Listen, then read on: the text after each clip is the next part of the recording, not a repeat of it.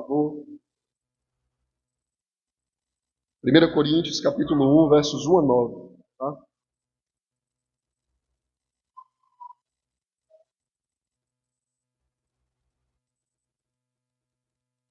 Tem alguém sem Bíblia, divida por um crente, divida a sua Bíblia, por favor. Um crente, divida a sua Bíblia para uma pessoa que estiver sem Bíblia. 1 Coríntios, capítulo 1, versos 1 a 9. Diz assim: Paulo, chamado pela vontade de Deus para ser apóstolo de Jesus Cristo, e o irmão Sóstenes, a igreja de Deus que está em Corinto, aos santificados em Cristo Jesus, chamados para ser santos, com todos que em todo lugar invocam o nome do nosso Senhor Jesus Cristo, Senhor deles e nosso. Graça a vós outros e paz da parte de Deus, nosso Pai, e do Senhor Jesus Cristo. Sempre dou graças a meu Deus a vosso respeito, a propósito da sua graça, que vos foi dada em Cristo Jesus, porque em tudo fostes enriquecidos nele, em toda palavra e em todo conhecimento, assim como o testemunho de Cristo tem sido confirmado em nós, de maneira que não vos falte nenhum dom, aguardando vós a revelação de nosso Senhor Jesus Cristo, o qual também vos confirmará até o fim, para serdes irrepreensíveis no dia de nosso Senhor Jesus Cristo. Fiel é Deus, pelo qual fostes chamados à comunhão de seu Filho Jesus Cristo, nosso Senhor. Amém. Vamos orar. Deus, Pai Todo-Poderoso, fala ao nosso coração, Pai, nessa noite, Senhor. Nos ajuda a entender a Tua palavra, Senhor, a fim de alcançarmos coração sábio, nos dá temor diante da Tua maravilhosa revelação, nos ajuda a crer que a Tua palavra é inspirada por Deus, que ela é sobrenatural, que é inerrante, é autoritativa. Nos ajuda a crer, Senhor, que nós temos mais do que as visões que os profetas tiveram. Nós temos mais do que as teofanias, aquelas aparições aterrorizantes, sobrenaturais. Nós temos a Tua lei escrita, completa diante de nós. Então que o nosso coração trema, Deus, diante da Tua presença, diante da Tua manifestação, da Tua palavra. Possamos ouvir com atenção, com zelo, com disposição e fé para obedecer, Senhor, e viver aquilo que Tu quer que a gente viva. Em nome do Teu Filho amado, Jesus. Amém. Irmãos, eu cresci desde criança na igreja, né? Passei por muitas igrejas. Algumas não eram igrejas, a maior parte, infelizmente, né? É uma coisa que a gente acaba sendo tido como arrogante, né? Radical, e etc, etc. Quando você vai nas igrejas, você entra ali, você falta muita coisa. Eu acho que vocês passaram por muitas igrejas evangélicas também, como eu, talvez boa parte de vocês. Você entra ali, você não ouve uma pregação, você não entende o que o pregador está falando, tem muito grito, as músicas são centradas no eu, elas falam sobre mim, sobre a minha vitória, os meus sofrimentos, a minha saúde, o meu dinheiro, tudo voltado para o ser humano, né? O ser humano. As pessoas, o relacionamento das pessoas é muito estranho, há muita guerra ali dentro, muita fofoca, muita divisão. Então acaba se perdendo coisas essenciais da igreja. E algumas delas chegam a se deteriorar a tal ponto de que a Bíblia usa uma expressão muito forte. Ele diz que algumas igrejas chegam a se tornar sinagogas de Satanás. Elas chegam a se tornar seitas, né? Igrejas em que Deus não está sendo mais glorificado, Ele não está sendo mais... As pessoas não estão mais se relacionando com Deus ali dentro. Elas estão ali por outro motivo, por outra razão. Mas algumas igrejas, elas passam por situações muito difíceis, mas não deixam de ser igreja. Elas passam por situações complicadíssimas e não deixam de ser igreja. E a gente tem um exemplo hoje. Hoje nós vamos passar a tratar de uma igreja que era provavelmente a igreja mais complicada do Novo Testamento, que era a igreja que ficava em Corinto, eram os coríntios. Porque os coríntios eles tiveram uma série de problemas de várias naturezas. Problemas de natureza espiritual, eles tiveram dificuldade com os dons, eles tiveram dificuldades morais, adultério, problemas sérios ali dentro, problemas sociais, irmãos que estavam processando um ao outro, um irmão processando outro irmão, problemas com a ceia, problemas com dons, problemas de relacionamentos, problemas com a ressurreição, uma série de problemas. Mas ainda assim o apóstolo Paulo chama eles de igreja. E a gente deve aprender muito com isso. Que uma igreja ela pode chegar a um ponto em que ela permanece sendo igreja. E ela precisa ser restaurada, ela precisa ser recuperada, precisa ser revitalizada.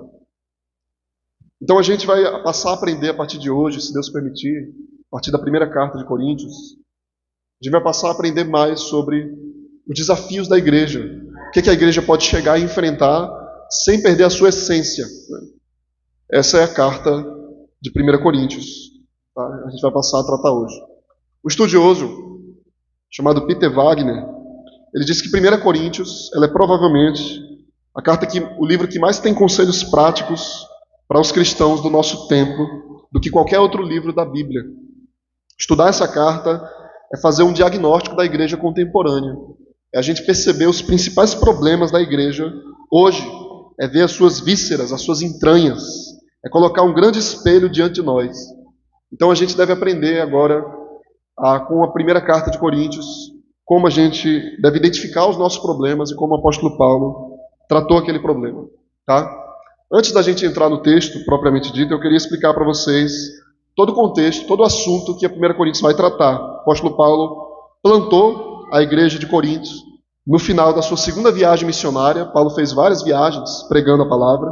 No final da segunda viagem, ele plantou a igreja em Corinto. Ele passou 1 ano e 6 meses pregando a palavra de Deus naquela grande cidade de Corinto.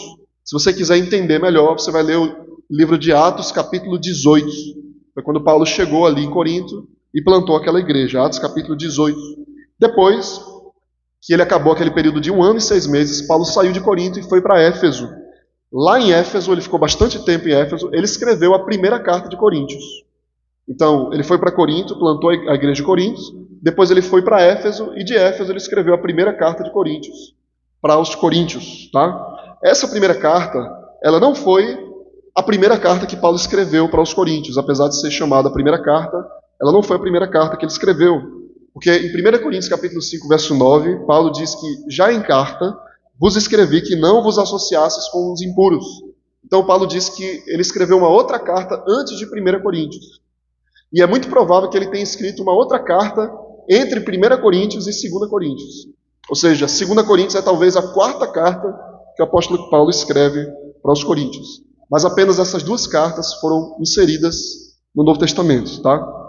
Essa carta que a gente tem aqui, irmãos, 1 Coríntios, é a resposta do apóstolo Paulo a uma consulta que a igreja fez. Então Paulo plantou a igreja de Corinto, ele saiu de Corinto, e alguns irmãos estavam passando por dificuldades ali, estavam tendo vários problemas. Então os irmãos eles mandam uma carta para Paulo, e Paulo responde essa carta com a primeira carta de Coríntios. Tá? A problemática, irmãos, que a igreja estava vivendo, chegou ao conhecimento de Paulo lá em Éfeso, por intermédio de uma carta que uma irmã chamada Chloe enviou para Paulo. Quando Chloe visitou Paulo lá em Éfeso, ela levou a ele a informação de que a igreja de Corinto não estava mais vivendo do jeito que Paulo havia ensinado para eles quando ele saiu de lá. Então Paulo escreve essa carta como que trazendo uma resposta e uma solução de Deus para os problemas que a igreja de Corinto estava enfrentando. Tá? Deixa eu falar um pouco para vocês sobre a cidade de Corinto, para vocês entenderem a natureza dos problemas sociais que a igreja de Corinto, dos coríntios enfrentava. Corinto era uma das maiores e das mais importantes cidades daquele mundo, daquela época, junto de Roma, junto de Éfeso. Tá? Corinto era uma cidade grega, uma cidade de gentios, maioria gentílica, a igreja. Ela ficava próximo de Atenas. Vocês lembram quando a gente estudou o livro de Atos que Atenas era a capital intelectual do mundo, era onde era produzido grande material de filosofia, né, grega, junto de Alexandria. Vinha de Atenas a grande produção literária daquele mundo da época. Corinto era uma cidade banhada por dois mares, o mar Egeu e o mar Jônico. Isso era importante porque Corinto ela tinha uma posição geográfica muito boa para o comércio. Então ela enriqueceu muito rápido, virou uma cidade muito rica. Tá? Em Corinto ficava o grande porto daquela época, que era o porto de Cencreia. Vocês lembram que a gente terminou a carta de Romanos, capítulo 16, em que o apóstolo Paulo fala de uma irmã chamada Febe, que era da igreja que ficava em Cencreia. Tá? Então, ali em Corinto ficava esse porto de Cencreia. Era um porto, um grande porto, que facilitava a entrada ali de comércio via mares. Né? Então, Corinto é uma cidade que enriqueceu muito, que tinha grande evidência intelectual, muita riqueza, e a igreja de Corinto ficava ali. Era uma cidade culta, de grande produção literária, transpirava muito conhecimento. O apóstolo Paulo vai repreender os coríntios por causa da soberba deles. Tá? Mas, embora Corinto fosse uma cidade que tinha muito conhecimento, era uma cidade profundamente depravada, moralmente depravada. Tá? Talvez Corinto tenha ganhado a fama de ser uma das cidades mais depravadas daquela época, uma das cidades mais imorais daquela época. E a tal ponto de criarem uma expressão, corintianizar. Se referia a um jeito depravado de se viver, era viver como um Corinto, viver na bebedice e na corrupção moral. Então criou-se um apelido para aquela pessoa, de onde quer que ela fosse, que vivesse de maneira imoral. Ela vivia como um Corinto. Então, um coríntio, né? A cidade de Corinto, irmãos, era corrompida por duas razões específicas. Primeiro, pela prostituição. Era uma cidade devassa. Em Corinto, eles confundiam a religião com a prática sexual. Eles adoravam os deuses deles e junto da adoração existia práticas de relações sexuais. Em Corinto ficava o templo da deusa Afrodite, que era a deusa do amor. Ela era adorada. Então, junto dessa adoração, existia toda a corrupção de relações sexuais ilícitas ali. Vocês terem uma noção, tem um historiador que diz que em Corinto ficavam pelo menos, naquele templo, ficavam pelo menos 1000 sacerdotisas. Essas mulheres sacerdotisas que atuavam no templo, elas atuavam se prostituindo com os homens que iam adorar Afrodite naquele lugar. Então elas eram chamadas na Bíblia de prostitutas cultuais. Elas ofereciam o corpo como objeto de culto. E a relação sexual era uma maneira de cultuar a deusa Afrodite. Tá? Então esse era o nível do problema que o apóstolo Paulo enfrentava naquele lugar, que aquela igreja enfrentava naquele lugar. Um outro problema também de natureza de depravação, de corrupção moral, era o homossexualismo. Tá? O homossexualismo. Corinto era a cidade onde ficavam os principais monumentos a um deus chamado Apolo. Esse deus Apolo, esse deus grego, representava o ideal da beleza masculina. Então a adoração a Apolo induzia a juventude de Corinto, a juventude grega em geral, a se entregar à homossexualidade. Então era muito notório o homossexualismo naquela cidade. Talvez Corinto fosse o centro da prática homossexual daquela época. Vocês devem lembrar que, veja a interação das cartas de Paulo. Paulo escreveu a carta de Romanos quando ele estava em Corinto. Paulo escreveu a carta que a gente terminou de expor agora, Romanos, quando ele estava em Corinto. E Romanos começa com o apóstolo Paulo falando da prática homossexual, capítulo 1, a partir do verso 24 ali. O apóstolo Paulo, ele diz que Deus entrega os homens às suas paixões infames para que eles se relacionem do jeito que eles quiserem. E ele fala da prática homossexual, homens com homens, mulheres com mulheres. Então você imagina que Paulo estava em Corinto, talvez ali na janela da casa em que ele estava hospedado, vendo homens com homens ali se relacionarem, da janela da sua casa. E ele estava escrevendo a carta de Romanos quando ele estava hospedado, morando em Corinto. Era essa a situação que o apóstolo Paulo enfrentou quando estava lá. Paulo precisou trabalhar em Corinto, irmãos. Quando ele estava hospedado em Corinto durante aquele 1 ano e meio, ele precisou trabalhar para o seu próprio sustento. É quando ele começou a fabricar tendas, especialmente porque a igreja de Corinto não queria sustentar o apóstolo Paulo. Ele vai exortar essa igreja na segunda carta aos Coríntios, no capítulo 11 e no capítulo 12, porque a igreja desconfiava da autoridade do apóstolo Paulo, e eles eram despeitados, com o apóstolo Paulo. Então o apóstolo Paulo tem que defender o apostolado dele, escrevendo a primeira carta de Coríntios. Tá? Qual é o propósito da carta, resumindo? Primeiro, Paulo procurou promover um espírito de unidade na igreja, porque a igreja estava rachada. A gente vai ver no próximo domingo que eles tinham preferência por pastores, Eu prefiro Apolo, eu prefiro Paulo, eu prefiro Cefas, e alguns diziam, eu prefiro Jesus, e ninguém vai ser pastor sobre mim. Então Paulo tinha que curar a divisão da igreja de Corinto. Outro propósito da primeira carta aos Coríntios é que o apóstolo Paulo estava procurando corrigir uma série de tendências errôneas na comunidade de Corinto. Uma delas era a apatia quanto à disciplina eclesiástica de um jovem que teve relações com a esposa do pai dele.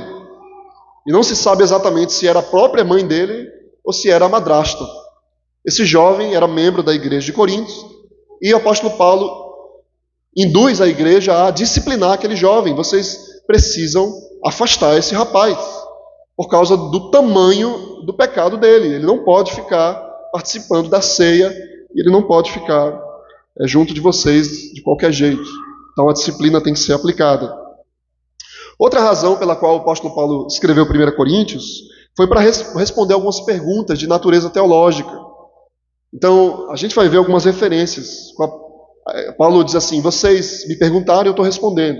Ele fala sobre casamentos, sobre divórcio, sobre novo casamento. Ele fala sobre dons espirituais, ele fala sobre ressurreição de Cristo. Tudo isso respondendo dúvidas que os coríntios tiveram. E a outra razão pela qual ele escreveu a primeira carta aos Coríntios foi também para motivar os irmãos a juntarem uma coleta para ajudarem os irmãos que estavam passando necessidade em Jerusalém. A gente vai ver isso lá no último capítulo da carta de 1 Coríntios. Tá? Vamos começar, irmãos, então, a entender esse texto de hoje. 1 Coríntios capítulo 1, versículo 1, diz o seguinte: Paulo, chamado pela vontade de Deus para ser apóstolo de Jesus Cristo, e o irmão Sóstenes. Vejam só como é que o apóstolo Paulo começa a primeira carta de Coríntios. Ele começa dizendo que ele foi chamado, ele é Paulo, chamado por Deus para ser apóstolo pela vontade de Deus, e o irmão Sóstenes. Tá? Então Paulo, ele defende em 1 Coríntios a autoridade apostólica dele. Ele diz que ele foi chamado para ser apóstolo, assim como os coríntios foram chamados para serem salvos. Ele usa a mesma palavra. Vocês foram chamados para serem crentes, eu fui chamado não só para ser crente, mas para ser apóstolo. Então, o Deus que salva Paulo é o mesmo Deus que deu responsabilidades para ele. O mesmo Deus que me salva é o Deus que me atribui responsabilidades. Então ele diz, eu fui chamado por Deus para ser apóstolo. Paulo se encontrou pessoalmente, irmãos, com Jesus no caminho de Damasco. Vocês lembram lá em Atos, capítulo 9. Paulo se encontra com Jesus. Vividamente, Jesus aparece para ele e chama Paulo para ser apóstolo. Tá? E é importante a gente saber isso, porque um dos critérios para ser apóstolo é ter visto e falado com Jesus pessoalmente. Por que isso é importante? Porque muitas igrejas hoje, vocês já devem ter visto na televisão, os pastores dessas igrejas se auto-intitulam apóstolo. Eu sou apóstolo fulano de tal, apóstolo fulano de tal. Esse cunho, essa atribuição apóstolo, ela só é dada àqueles que foram chamados diretamente por Jesus. Diretamente, vividamente. Não foi através de uma visão nem de um sonho. Jesus apareceu para eles e chamou eles pessoalmente. Isso não pode acontecer mais hoje. Jesus não se manifesta mais fisicamente como ele se manifestou extraordinariamente na época dos apóstolos. Então não existem mais apóstolos hoje. Definitivamente não existem. Tá? Quem se intitula apóstolo hoje é mentiroso, a não ser que ele esteja dizendo que ele foi chamado por Deus para pregar a palavra, tudo bem, mas usar a atribuição apostolado no sentido que Paulo usava, ele está dizendo, em outras palavras, que ele tem autoridade por Deus para escrever a Bíblia, porque Paulo foi chamado por Deus para escrever o Novo Testamento. Então desconfie de uma pessoa que diz que é apóstola. Ela está mentindo. Ela não foi chamada por Deus para isso, tá? A igreja, irmãos, daquele tempo, ela devia ter boas razões para desconfiar dos apóstolos, né? Porque muita gente dizia que era apóstolo. Então Paulo defende a sua autoridade apostólica. Ele diz que ele foi chamado diretamente por Deus. Era um dom divino de Deus. E ele não deu isso para si mesmo. Tá? Ele não deu para si. A igreja sofre muito quando uma pessoa se diz pastor, quando ela não foi chamada para aquilo. Por que você é pastor? Porque eu senti no meu coração, e pontos. A igreja, ela adoece quando ela é liderada por uma pessoa que não foi chamada para isso. Então Paulo diz, eu sou apóstolo chamado por Deus, tá? E ele acrescenta o irmão Sóstenes, ele diz aí, e o irmão Sóstenes. Sóstenes aqui, o que Paulo menciona ele? Provavelmente Sóstenes foi a pessoa que escreveu a carta para Paulo, ele era o amanuense. Como eu expliquei para vocês no caso da carta a Romanos, foi Técio. Aqui a primeira carta de Coríntios talvez tenha sido escrita por Sóstenes, por isso que ele menciona Sóstenes aqui, que foi o escriba, né, a pessoa que escreveu para Paulo. Sóstenes, irmãos, ele é mencionado outra vez na Bíblia, lá em Atos capítulo 18, verso 17. Quando o apóstolo Paulo estava sendo julgado publicamente, os judeus não gostaram do juízo lá do governador romano, e os judeus pegaram Sóstenes, que era o principal da sinagoga, uma autoridade judaica, e espancaram Sóstenes. Talvez desconfiado de que Sóstenes estava ajudando Paulo. Sóstenes era judeu, autoridade da sinagoga, e parece que eles confiaram de Sóstenes e espancaram Sóstenes. Pobre coitado, né? Ele foi espancado pelos judeus e eles acertaram. No final das contas, Sóstenes era parceiro de Paulo, tanto é que ele está aqui escrevendo a carta junto de Paulo. Tá? Quando a gente lê Atos, então, não dá para saber exatamente a razão pela qual Sóstenes foi espancado, mas provavelmente ele já era parceiro ali de Paulo na caminhada. O verso 2, por favor, irmãos, vejam comigo, o verso 2. Ele diz, a igreja de Deus que está em Corinto, aos santificados em Cristo Jesus, chamados para ser santos, com todos que em todo lugar invocam o nome do nosso Senhor Jesus Cristo, Senhor deles e nosso. Aí Paulo agora vai começar a se dirigir à igreja de Corinto. E, a despeito de tudo aquilo que a gente vai ver depois, todo o problema que a igreja enfrentava, o apóstolo Paulo começa com palavras muito boas. Primeiro, ele começa chamando aquela igreja de igreja. Então eles de fato não eram uma seita. Eles não eram uma sinagoga de Satanás. Eles eram uma igreja. E ele diz que eles foram chamados. A palavra igreja, irmão, significa chamados para fora. Vocês já ouviram muito isso, né? Um povo que foi separado por Deus. Ele diz, a igreja de Deus, uma igreja que pertence ao Senhor, foi Deus que plantou aquela igreja, que está em Corinto. A igreja de Deus que está em Corinto. O que é importante a gente saber disso? Porque a igreja parece que ela tem dois aspectos a respeito da igreja. Ela é tanto de Deus, ela tem um caráter sobrenatural, espiritual, mas ela tem um aspecto local, ela estava localizada em determinado lugar. Ela estava em Corinto. Então nós somos a igreja de Deus, nós somos habitantes do lar celestial, mas nós estamos aqui em Curionópolis. Nós temos uma localização geográfica. Qual é a importância disso? É você saber que a igreja ela tem um aspecto espiritual e um aspecto material. Ou seja, a gente deve levar em conta que Jesus Cristo ele se faz presente no nosso coração e que há crentes verdadeiros aqui. Mas há também um aspecto visível da igreja em que nem tudo são amores. O aspecto visível da igreja diz respeito aos problemas físicos da igreja e aquilo que a gente vê, problemas morais. Então, a igreja ela tem uma natureza invisível, espiritual, mas ela tem também uma natureza visível, local, em que você vai ver a igreja desde falta de energia, desde o caminhão quebrando a calçada da igreja e todas essas coisas aí, até problemas de natureza moral na igreja. Escândalo e discussão, e gente que é crente, mas tem dificuldade, e gente que não é crente, mas faz parte da membresia da igreja. Porque elas não são igreja no sentido espiritual, mas elas são igreja no sentido material. Elas são membros da igreja. Então essa é a importância da gente saber que a igreja ela tem duas naturezas, uma invisível e uma visível. É a igreja que está em Deus e a igreja que está em Corinto, em Curionópolis. E Paulo vai levar em conta isso. Isso foi um dos melhores conselhos que eu recebi na minha vida, de um pastor, que eu nem era muito próximo dele, mas ele me disse assim: eu fui chamado para ser pastor da igreja visível. Eu não sei quem são os crentes de verdade na igreja, completamente, absolutamente. Eu posso ver uma pessoa crescendo muito e no final abandonando a fé. E eu posso ver uma pessoa que ela tinha muita dificuldade, eu achava que aquela pessoa nunca ia crescer, e de repente ela amadurece muito e ela de fato se mostra uma crente fiel, verdadeira. Isso é a igreja visível. A igreja visível surpreende muitos. E é dessa igreja que o apóstolo Paulo cuidava. Essa é a igreja que o pastor lidera, com todos os seus problemas, irmãos. Ele diz que essa igreja, irmãos, ela está em Cristo Jesus. Ela está em Cristo Jesus. E ele usa uma palavrinha muito importante aqui para descrever essa igreja. Ele diz, santificados. Veja aí de novo, verso 2, ele fala assim: a igreja de Deus que está em Corinto, aos santificados em Cristo Jesus, chamados para ser santos.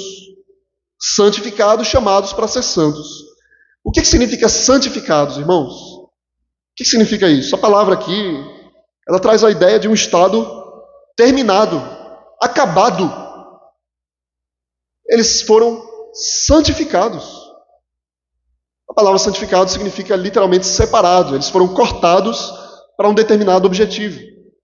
Mas a palavra, no original, é interessante, ela tem um tempo que a gente não tem no português, que é a ideia de uma coisa que foi finalizada, mas que ela tem efeito duradouro. É uma coisa que terminou no passado, mas que ela continua tendo efeito presente. Então é um tempo, é uma mistura de passado com presente. É uma coisa que acabou, mas continua. É muito importante a gente saber isso, porque essa é a verdadeira igreja do Senhor. Eles foram separados para determinado fim, ou seja, é uma coisa que tem consequência permanente, continuidade. Essa é a igreja de Corinto, com todos os seus problemas. Todos os seus problemas. Quer dizer que nós somos santos de uma vez por todas. Por quê? Ele diz assim, santificados em Cristo Jesus. Em Cristo Jesus. Essa santificação aqui, ela é diferente do que ele vai falar depois. Depois ele vai dizer assim, santificado, chamado para ser santo. Qual a diferença entre ser santificado e ser chamado para ser santo? Ser santificado no sentido posicional. Ele está dizendo, vocês são santos a despeito do pecado de vocês, por causa do lugar onde vocês estão. Vocês estão em Cristo. Por causa de Cristo, vocês são santos. Porque vocês estão unidos a Jesus, vocês são santos. Ou seja, essa santidade aqui não é um processo, ela é um ato. É uma coisa que foi feita uma vez por todas. Santificados uma vez por todas, separados para sempre, colocados em Cristo. Deus me agarrou, Ele me pegou e me enxertou em Jesus, como numa árvore. E eu, uma vez por todas, sou chamado santo nesse sentido. Isso é importante porque, deixa eu explicar o efeito disso. Por exemplo, a Igreja Católica Romana diz que para que uma pessoa seja santa, ela tem que morrer e ser canonizada. Ela tem que ter feito algum milagre e ela tem que morrer e ser canonizada.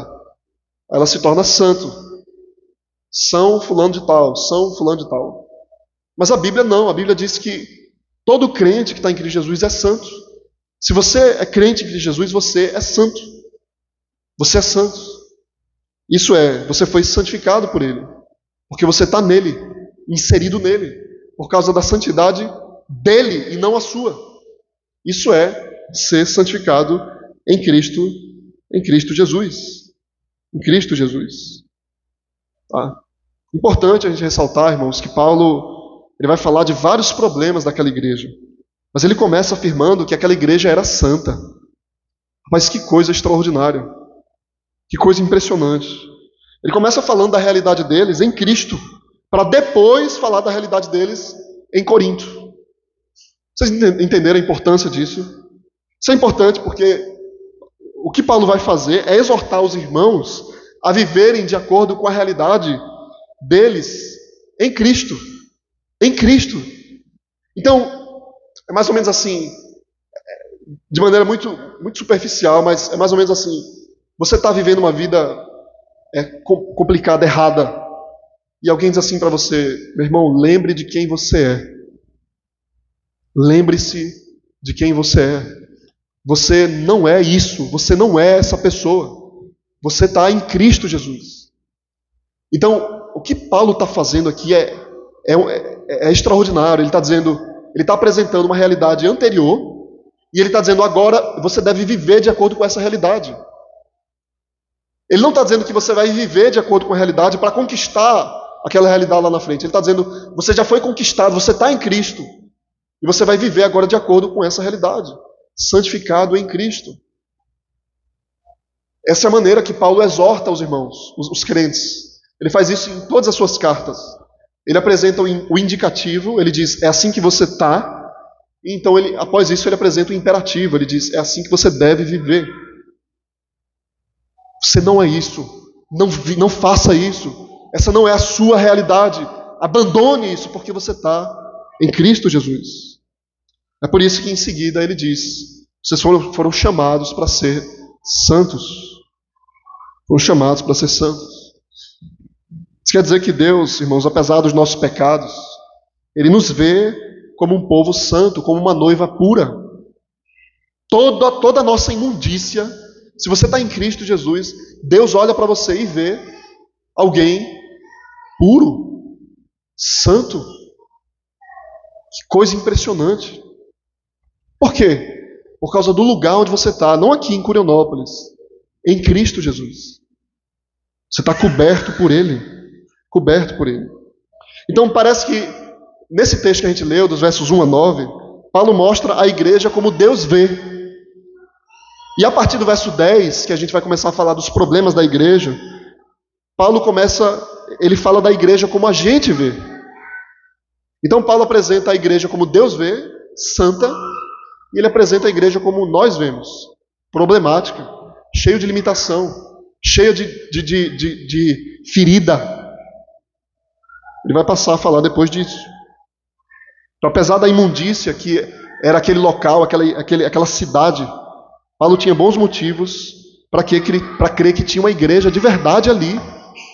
É uma igreja de verdade ali, cheia de problema, inserida num lugar problemático demais. Mas era uma igreja ali. Uma igreja.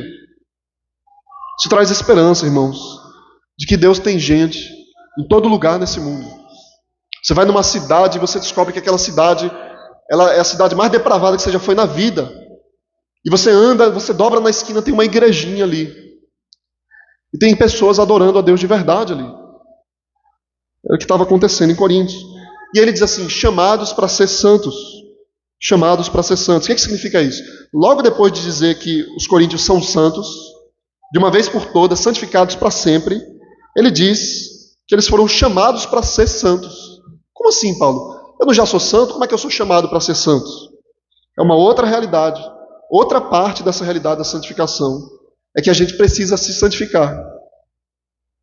Aí então agora houve um ato de santificação, agora há um processo de santificação. É uma coisa diferente da posição em que a gente está. Agora essa santificação é de natureza processual.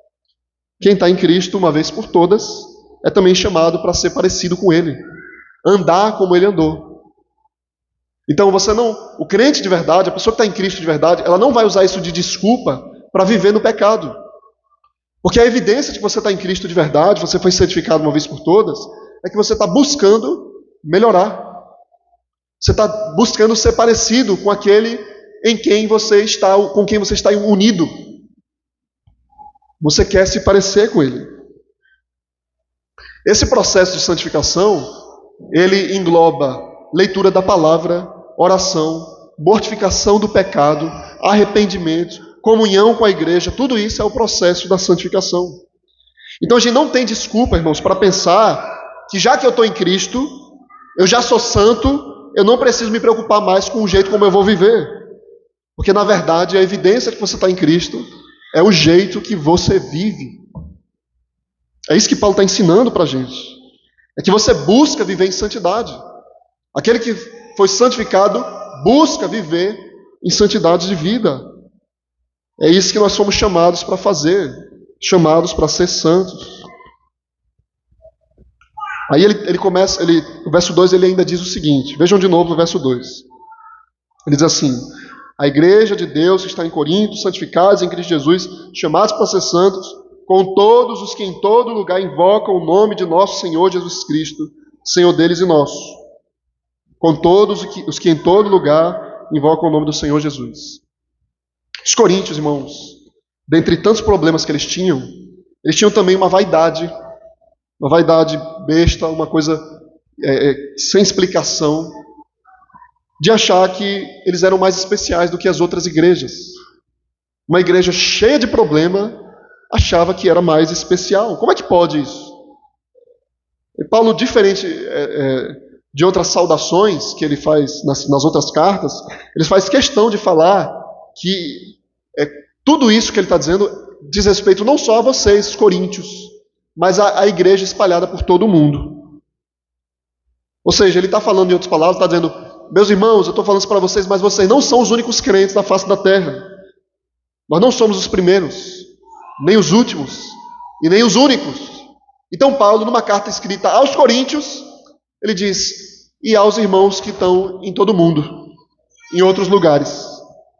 Aí, importantíssimo, ele identifica os crentes da seguinte maneira, ele diz: a todos quantos invocam o nome do Senhor. Veja aí, ele diz: a todos quantos invocam o nome do nosso Senhor Jesus Cristo. Invocar. Vejam só, invocar o nome do Senhor é o que une os crentes em toda parte. Ele está dizendo que os crentes são aqueles que invocam o nome do Senhor. O que significa isso?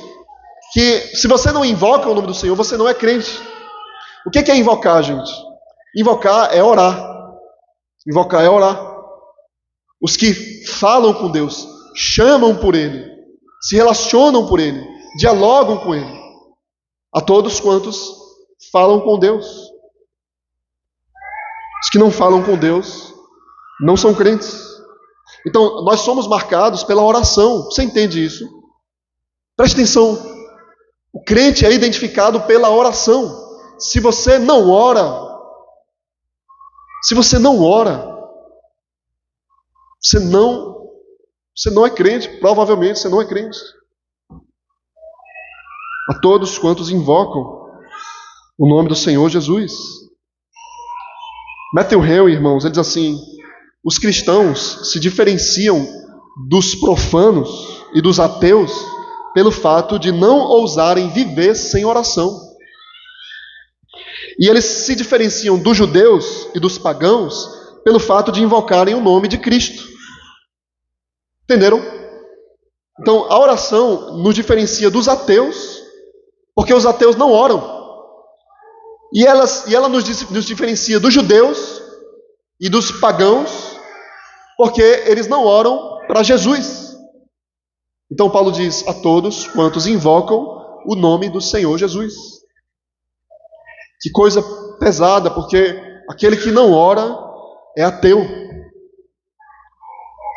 É ateu. Escute, Paulo está dizendo, você está acostumado a ouvir que o ateu é a pessoa que estuda evolucionismo e diz: eu vou provar que Deus não existe, eu não acredito que Deus existe. Esse é o ateu moderno. A Bíblia diz que o ateu é aquele que não ora. É aquele que não se relaciona com Deus. Eu fico preocupado imaginando quantos de vocês aqui não oram, vivem como ateus. Cuidado, você que vive sem oração. Não basta dizer que você acredita que Deus existe, se você não se relaciona com Ele, se você vive como se Ele não existisse. Além disso, irmãos, invocar o nome de Jesus é atribuir divindade a Jesus. Invocar o nome de Jesus é dizer que Jesus é Deus. Por quê? Porque só Deus pode ser invocado. Só Deus pode ser invocado. Escute isso. Sabe por que isso é importante? Porque os católicos romanos invocam Maria e os santos. Eles dizem, não, mas é só um respeito para que Maria interceda por nós a Deus Pai. Mas invocar Maria e os santos é atribuir divindade a Maria e os santos, porque só Deus é invocado. A Bíblia condena a invocação de qualquer outro Deus, porque não existe outro Deus. E orar aos mortos é atribuir divindade ao ser humano que morreu. Essa é a importância de você saber que, quando Paulo diz a todos que invocam o nome do Senhor Jesus, ele está dizendo que Jesus é Deus. É Deus. Versos 3 e 4, por favor, irmãos, diz assim: graça a vós outros e paz da parte de Deus nosso Pai e do Senhor Jesus Cristo. Sempre dou graças a meu Deus a vosso respeito, a propósito da sua graça que vos foi dada em Cristo Jesus. Aí Paulo vem com a sua saudação, sua fórmula de saudação de sempre, graça e paz. Graça e paz. Que comumente é usada pelos presbiterianos, né? Mas é o apóstolo Paulo que usa. É interessante isso, porque por que Paulo usa normalmente essa expressão, graça e paz?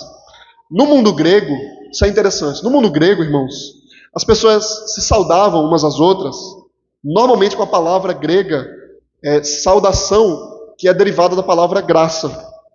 Então, era normal falar graça para você, né? Só que com uma palavra derivada, né? A palavra saudação. Isso é interessante. E para os judeus, a palavra de saudação era a palavra shalom, que significa paz. Então parece que Paulo junta normalmente essas duas realidades, a grega e a hebraica, né? Para trazer uma nova saudação, graça e paz. Graça e paz. O que é graça e paz? A graça, ela vem sempre antes da paz. Sempre antes da paz. A paz vem sempre depois. Isso se deve ao fato de que graça é a fonte da paz. A paz vem da graça de Deus. Sem graça não haverá paz. Quando a graça é nossa, a paz necessariamente nos segue. E depois de saudar a igreja com graça e paz, Paulo dá graças a Deus pela igreja. Ele diz, sempre dou graças por vocês. Então, a graça é tanto uma saudação, uma expressão de bênção, como uma expressão de gratidão. Ele diz graça e paz, e depois ele diz, eu dou graças a Deus por vocês. Aí, isso é interessante, irmãos, porque, vejam só, a gente começou a ler hoje 1 Tessalonicenses, e a gente leu que Paulo ele dá graças a Deus pelos irmãos de Tessalônica, pelos Tessalonicenses. E ele tece elogios aos irmãos de Tessalônica, que de fato era uma igreja madura, uma igreja muito boa. Mas ele também dá graças a Deus pelos coríntios, que era uma igreja muito problemática. Como é que Paulo dá graças a Deus por uma igreja como a igreja de Corinto? O coração de Paulo estava cheio de gratidão a Deus. Por quê, irmãos? Talvez porque, apesar daquela cidade ser tão problemática, e de humanamente falando, ser impossível ter uma igreja ali, Deus colocou uma igreja ali, havia uma igreja ali. Você imaginou um negócio desse? O povo dizendo, rapaz, você acredita que tem uma igreja lá na cidade de Corinto? O povo dizia, em Corinto, no meio daquele povo, Corinto era Sodoma e Gomorra. Deus destruiu Sodoma e Gomorra por causa do que acontecia lá. Mas havia uma igreja ali. E Paulo era grato a Deus por isso. Isso deve, no mínimo, fazer a gente pensar como o nosso coração deve ser grato, irmãos, por coisas que geralmente a gente despreza, né? Coisas que geralmente a gente reclama. Paulo não negligencia os problemas, ele vai tratar os problemas. Mas ele tem uma habilidade de ter contentamento no meio daqueles problemas, né? Isso é uma lição muito importante, tanto para vocês quanto para mim, para que a gente aprenda a ter satisfação apesar de todos os nossos problemas. E aí ele termina essa parte dizendo, ele diz, sempre dou graças ao meu Deus, a propósito da sua graça que vos foi dada em Cristo Jesus. No verso 3 ele diz, graça a vós e paz da parte de Deus nosso Pai e do Senhor Jesus Cristo. do Senhor Jesus. É importante a gente perceber quantas vezes Paulo chama Cristo de Senhor, aqui nesse texto que a gente leu. Várias vezes ele fala do Senhor Jesus, do Senhor Jesus, do Senhor Jesus. O que ele está fazendo aqui? Paulo está enfatizando a soberania de Jesus sobre a igreja. Ele é o Senhor. Paulo está dizendo: Jesus é o Senhor da vida de vocês. Ele deve reger a vida de vocês. Isso se refere também à divindade de Jesus, irmãos. Só Jesus é o Senhor. O Senhor no Antigo Testamento tinha um nome: Yahvé, Javé, Jeová, Senhor, o Adonai. Se era Deus. Aqui no Novo Testamento, quem é Senhor? Jesus. Jesus é o Senhor. Versos 5 a 7, por favor. Versos 5 a 7. Porque em tudo fostes enriquecidos nele, em toda palavra, em todo conhecimento, assim como o testemunho de Cristo tem sido confirmado em vós, de maneira que não vos falte nenhum dom, aguardando vós a revelação de nosso Senhor Jesus Cristo. Em tudo fostes enriquecidos. Preste atenção. Escute isso. Isso é uma coisa boa, né, que o pessoal da igreja evangélica gosta de escutar, viu? Olha, Deus vai enriquecer você. Vamos aprender o que o apóstolo Paulo fala sobre a riqueza em Cristo. É interessante que ele não usa... Existia uma discussão antigamente, João Calvino ele trata dessa discussão, enriquecidos com ele ou por ele, mas não é isso que o texto diz. Literalmente ele diz enriquecidos nele. Nele. É diferente, completamente diferente. Porque a minha riqueza está ligada intimamente ao meu relacionamento com Ele, a minha união com Cristo. Então a palavra aqui ela se refere a uma pessoa muito rica. Tá? A palavra para riqueza aqui se refere a uma pessoa muito rica. Paulo está dizendo que em Cristo, Deus nos faz muito ricos. Definitivamente, ele não está falando de dinheiro. Não está falando de dinheiro de forma alguma. Por mais que grande parte da igreja evangélica hoje entenda isso, Paulo não queria saber disso. A única razão desse falso evangelho da prosperidade ele ter feito tanto sucesso hoje no nosso tempo é porque o nosso coração ele é inclinado a esse tipo de mensagem. Então, rasgue isso do seu coração. Deus não quer saber de enriquecer você financeiramente. Ele pode enriquecer você a partir do seu trabalho, mas não é disso que Paulo está falando. Paulo está falando de outro tipo de riqueza. Uma riqueza espiritual. Ele está falando especialmente de dons espirituais. Dons espirituais. E aí eu coloquei aqui vários textos bíblicos que eu não vou ler, mas ele fala dessa riqueza em Cristo que se encontra depositada em Cristo. É maravilhoso você pensar em Jesus como esse depósito, esse baú do tesouro. Não do tesouro desse mundo, irmãos. Algo muito superior a isso. Muito maior do que isso. É uma paz que excede todo o entendimento que o mundo não pode dar para a gente. Em outro lugar, em Efésios 1, verso 3, Paulo diz: Bendito Deus e Pai de nosso Senhor Jesus Cristo, que nos tem abençoado com toda sorte de bênçãos espirituais, de bênção espiritual nas regiões celestiais em Cristo Jesus. Em Cristo Jesus. Em outro lugar ele diz que nele todos os tesouros da sabedoria e do conhecimento estão ocultos. A nossa riqueza está nele. Corra para ele. Ele é a sua riqueza. E onde está o seu coração, aí está o seu tesouro. Logo em seguida, Paulo ele identifica que riqueza era essa. Se referindo aos dons espirituais. Ele resume, ele diz em toda palavra e em todo conhecimento. Ele resume os dons aqui em palavra e conhecimento.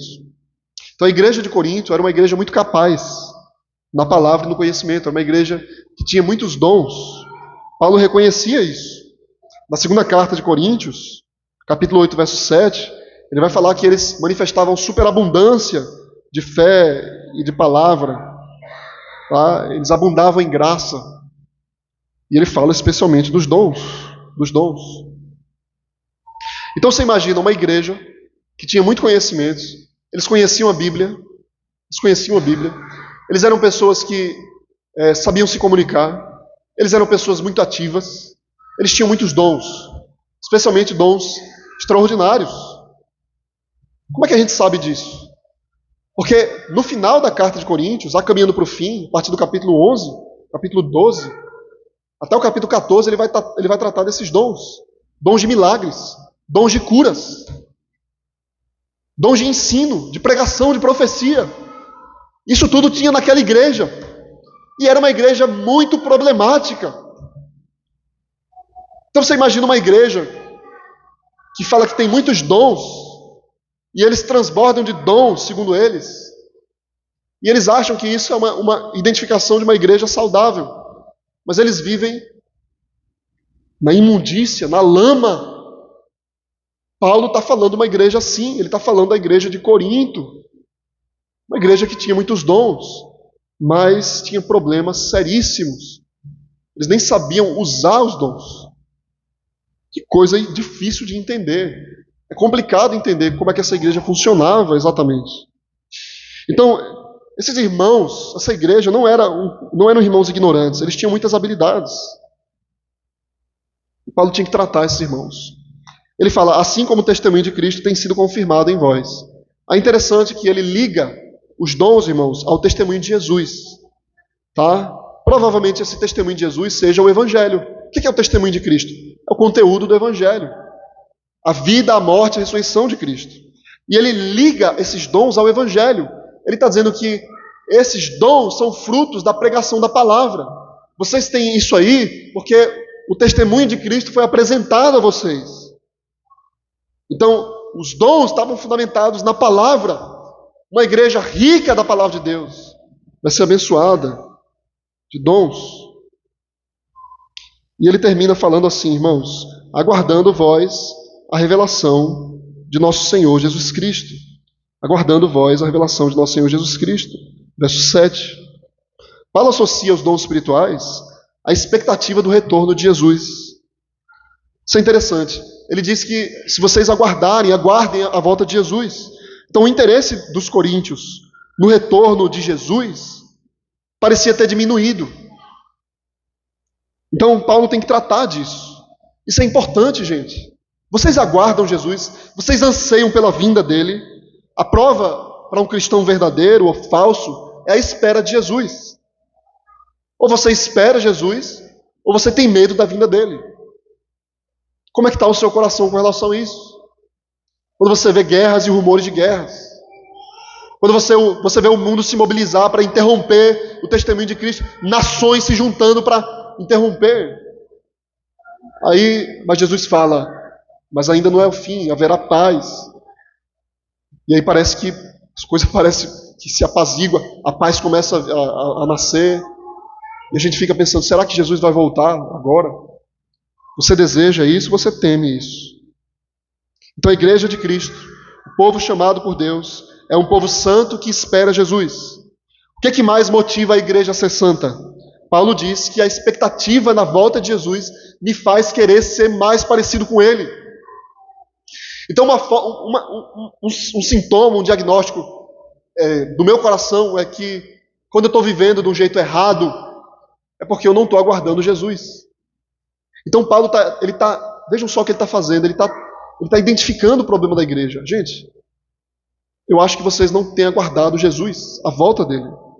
Por quê? João, primeira carta de João, verso 3, capítulo 3, verso 2 e 3, o apóstolo João diz assim, irmãos, sabemos que quando ele se manifestar, seremos semelhantes a ele, porque haveremos de vê-lo como ele é, e a si mesmo se purifica, todo que nele tem essa esperança, assim como ele é puro. João está dizendo, aqueles que esperam Jesus se purificam, porque Jesus é puro, para que quando Jesus voltar, ele me encontre parecido com ele. Aí Paulo está juntando aquilo que ele falou antes, chamados para ser santos, são aqueles que esperam a volta de Jesus, os que esperam a volta de Jesus. Versos 8 e 9, para finalizar, diz assim, o qual também vos confirmará até o fim, para seres irrepreensíveis no dia de nosso Senhor Jesus Cristo. Fiel é Deus pelo qual foste chamados à comunhão do seu Filho Jesus Cristo, nosso Senhor. A gente terminou a exposição de Romanos, irmãos, falando sobre a confirmação do nosso chamado. Deus confirma a nossa eleição. Ele confirma o nosso chamado. Isso quer dizer que Ele não apenas me escolhe, mas Ele me mantém, Ele me confirma, Ele me fortalece. Isso é tão importante, porque eu aprendo que não é bom apenas ser salvo, mas é bom permanecer salvo e saber que se é salvo. Então é importante que você confirme a sua salvação. Você tem certeza que você é crente? Então Paulo diz que Deus vai me confirmar até o fim. Paulo olha para a situação da igreja de Corinto, tanta coisa ruim acontecendo ali dentro, mas aí ele olha para Deus e ele diz: Senhor, o Senhor vai confirmar o teu povo, o Senhor vai dizer quem é o teu povo de verdade. Eu sei que no meio dessa bagunça tem um povo teu aqui, e o Senhor vai confirmar no fim. No fim. Esse era o grande interesse de Deus, a santidade do seu povo, do seu povo. Por mais que eu caia, por mais que eu tropece, Deus vai me levantar. E Ele vai me levar até aquele dia. Ele fala, Ele vai confirmar vocês naquele dia. Que dia é esse? O dia de Cristo. O dia de Cristo, que no Antigo Testamento era chamado dia do Senhor, no Novo Testamento é chamado dia de Cristo, porque Cristo é o Senhor. Filipenses 1,6, Paulo diz assim: estou plenamente certo de que aquele que começou a obra em vós há de completá-la até o dia de Cristo Jesus. Então Paulo conclui dizendo: fiel é Deus. Fiel é Deus, irmãos. Ele não diz: se você perseverar até o fim, você é fiel. Se você se santificar, você é fiel. Ele diz: fiel é Deus. Por que Paulo diz isso? Porque é Deus que me sustenta. É Deus que me mantém. Deus é fiel. Ele me salvou. Ele me santifica. Ele me guarda até o fim, me preserva até o fim. Porque Ele é fiel. Porque Ele faz tudo o que eu preciso para ser salvo. Então, a sua pergunta, a sua grande pergunta não é: será que eu vou aguentar até o fim? Será que eu vou perseverar até o fim? Não é essa a pergunta. A pergunta é: será que eu estou em Cristo Jesus? Será que eu amo o Senhor Jesus? Porque se você ama o Senhor Jesus, se você está nele, você vai perseverar até o fim. Ele vai guardar você até o dia de Cristo. E eu concluo dizendo o seguinte: aos que estão em Cristo Jesus, confirme cada dia mais o seu chamado. Se aproxime mais e mais do Senhor Jesus pela oração, pela palavra e pela comunhão na igreja. Quanto mais maduro você tiver nessas coisas, mais fortalecido você vai estar. E você não vai ser abalado no dia do mal. Nenhum sofrimento vai abalar você. O diabo não vai poder lançar dúvida sobre você, porque você sabe quem você é. Você vai dizer: eu sei em quem eu tenho crido, e Ele é poderoso para guardar o meu depósito até aquele dia. Aos que não são crentes, os que não têm certeza também da sua salvação, eu convido você ao arrependimento, a abandonar o pecado, a abandonar aquilo que abala a sua fé, porque se você vive uma vida diferente do que Deus quer que você viva, você jamais vai ter certeza da sua salvação, jamais. Então creia no Senhor Jesus hoje, ou creia de novo, novamente, creia todos os dias, volte para Ele, se lance aos pés dele, abandone aquilo que entristece o Espírito de Deus, aquilo que Ele colocou na cruz, e confie nele, confie no Senhor Jesus. Ele morreu por nós, para que Ele jamais nos perdesse. Se você está nele, quem nos separará do amor de Cristo? Nosso Senhor. Ninguém. Amém, irmãos. Que Deus nos abençoe. Vamos nos colocar de pé, vamos orar. Em seguida vamos cantar ao Senhor. Deus maravilhoso, obrigado, Senhor, por essa noite, pela Tua palavra. Nos ajuda, Deus, nos ajuda, Senhor, a confirmarmos a nossa vocação. Nos ajuda, Senhor, a exercermos os dons que Tu nos deste, Senhor, com temor e fidelidade. Nos ajuda, Senhor, a buscarmos a unidade do Teu povo. Nos ajuda, Senhor, a termos humildade e a valorizarmos a igreja do Senhor Jesus em todo lugar. Nos ajuda, Senhor, a reconhecer o Teu senhorio sobre a nossa vida, porque Tu és o dono da nossa vida. Por isso, Se estamos em Ti, Senhor, que vivamos para Ti, Senhor. Em nome do Teu Filho amado Jesus. Amém. Vamos louvar o Senhor, irmãos.